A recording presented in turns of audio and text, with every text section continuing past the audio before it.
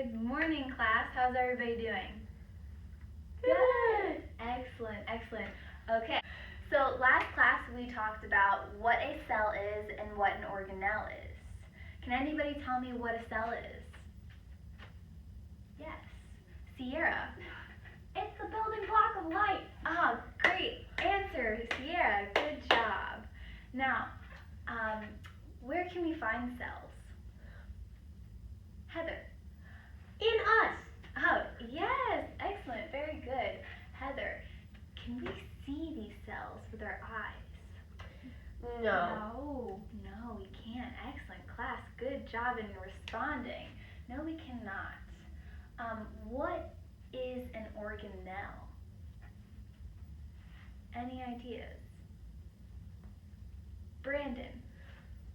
Those are in cells. Oh, yes, Brandon. Organelles are found in cells. Can anybody build off of Brandon's answer? They're teeny tiny and they each do something different. Exactly, Colin. They are teeny tiny and they each do something different. So today we're going to talk about understanding the roles and function of organelles in animal cells. And we're going to start off with a video, and we're going to play that video. So, what are organelles? Organelle means little organ. Organelles are the specialized parts of a cell that have unique jobs to perform. Let's start with the nucleus, the control center of the cell.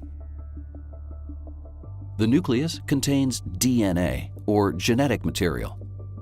DNA dictates what the cell is going to do and how it's going to do it. Chromatin is the tangled, spread-out form of DNA found inside the nuclear membrane.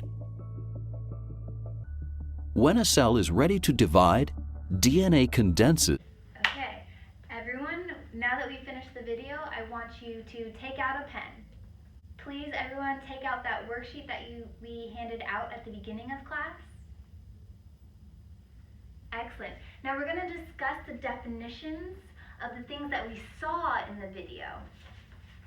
So on that worksheet there are some images, and we saw some images.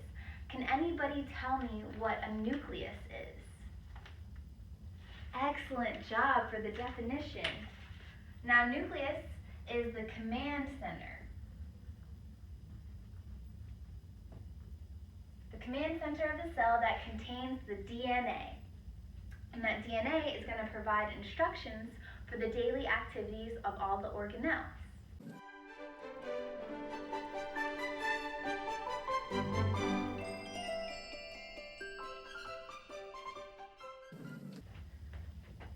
Great job, everyone. So as Miss Rachel is writing down that last definition for cytoskeleton, we're going to pass around a model of an animal cell so that every student can get a up close and personal view of the organelles in the cell, their names, and how they're situated in a cell, just to give everyone an extra example. So I'm going to pass these around. Feel free to take your time, but let's make sure every student gets a look at the model. Great job, everyone. And I'm going to set this at my desk in the corner of the room. If anyone wants an extra look, this is where it'll be. Feel free to come up and take a look. Alright, so after those definitions, let's think about another way to look at cells. So just like our cells are the building blocks of life, the building blocks of our body, we could think of cities as kind of the building blocks of maybe a country. So just like cells, cities have different parts that each serve a function. For example, maybe for our nucleus, we can think of a city hall. City hall can be kind of the command center of a city. It's where laws are made that determine the other functions in the city. So,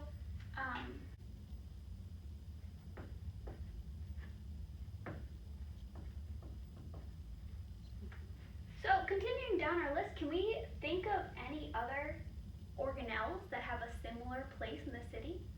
So, our mitochondria, what in our city could we think of as powering our city? Yes, Sienna. Batteries. Batteries. That's a good idea, but let's think of this as a larger scale. Batteries might power a device, but in our city, what could power the whole city? Oh, yes, Brandon. A power plant. A power plant. That's a great way to think of mitochondria in the city. Power plants power the whole city, just like mitochondria power the whole cell.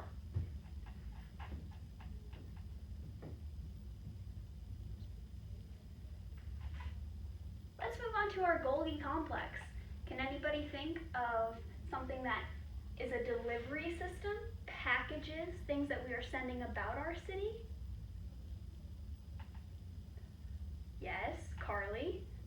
The mail. Yes, Carly, that's a great idea. So we think about the mail, they send packages, they deliver things around the city so that each part of the city can get what they need.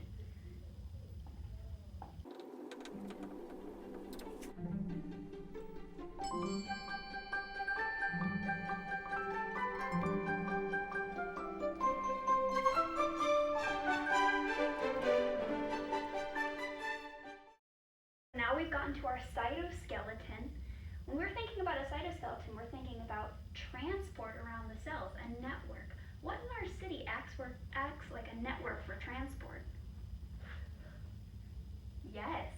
Our roads do. Exactly. So our roads use things move along them to different parts of the city, just like in a cell. The structure of proteins helps move things around the cell. Very good.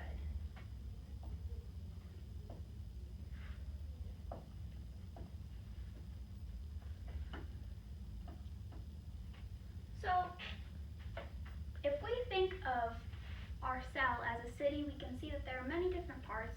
Each has its own function, and they all help the city function as a whole. Okay, our next activity is going to be using our city analogy to create your own city. So you can think of all your different organelles and think of what else in a city might work like that organelle. So now that everyone has gone through and created a city or neighborhood of their own, I want us to share with each other, because some people might have different cities and different organelles, or different analogies for their organelles as others. So in groups of 4s, let's share and discuss our cities that we created. Try to compare and contrast what's similar, what's different. And if you all created a city as a whole, like Pittsburgh, try to think a little smaller, like your neighborhood or even your own home. What would those organelles look like in your own home or your neighborhood? Okay, so I'll give you all about 15 minutes to discuss, and be prepared to elect one of your group members as the speaker to share with the class. All right, is everybody ready to share? Let's come back as a group. Remember, we asked what was similar, what was different, and if you did want to recreate your city in terms of your neighborhood or your home, what did that look like? Do we have any volunteers to share? Okay, yes, Susie.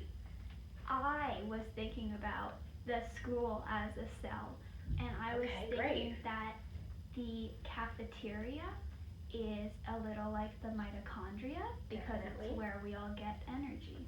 Absolutely, that's completely correct. And a school is a great way to look at a cell and at the organelle. It's an overall system, a large system, but it has smaller parts that help it function, just like a cell does.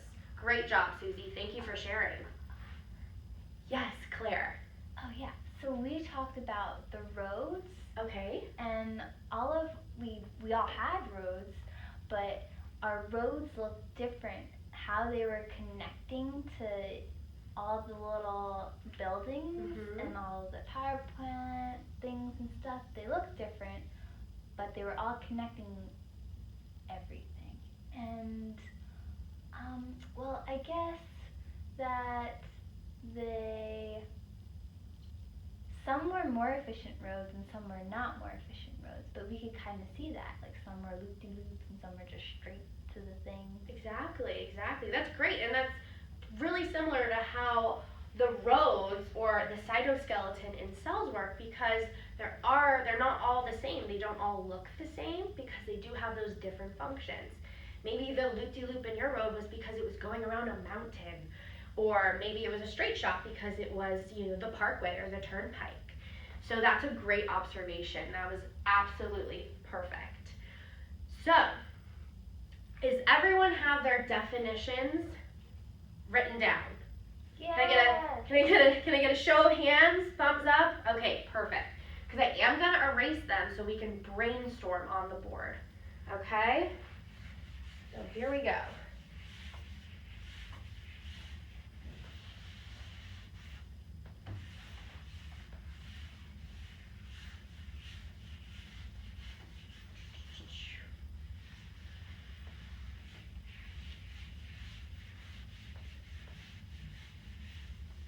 All right. Now, I want us to think about our cities if we were actually to build them. Cities, neighborhoods, homes, schools, like Susie's group talked about. What materials would you need if you were actually going to build your city cell, okay? And think about it in terms of not just building it right here at a desk. If that is what you want to do, we could do something like architecture, or you could even paint your city. You could draw your city, color it. Or if you know of an app, like a city planning app, you could use that app to create your city digitally. There's a lot of methods to use, so do we have any other ideas of those materials that we would need to complete that? Yes?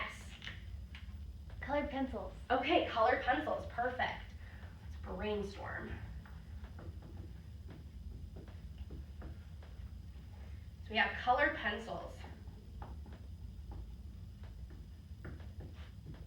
Anyone else? Yes. Bricks. Bricks, okay.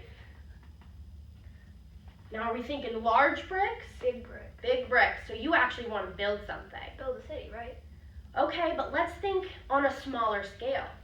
Now you're completely right, Brandon. Lego bricks. Lego bricks, perfect. Because we want to be able to do this in class. And if we were actually to build a city, we'd need a pretty big classroom, right? Okay, Lego bricks, perfect, yes. Jello. Jello. I like that. Tell me what you're thinking. How would you use that Jello? Well, cytoplasm is a gelatin-like structure, Okay. and Jello is gelatin.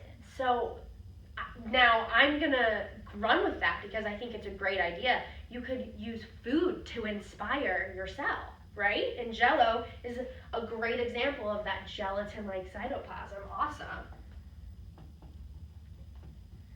Jello. Anyone else? Get one more idea out there. So we have colored pencils, which could definitely be used if you want to take a more artistic route. You want to color your city. You want to draw your city. We have Lego bricks, actually building it, that architecture. Jello, we have an edible city, which that has my vote. Anyone else?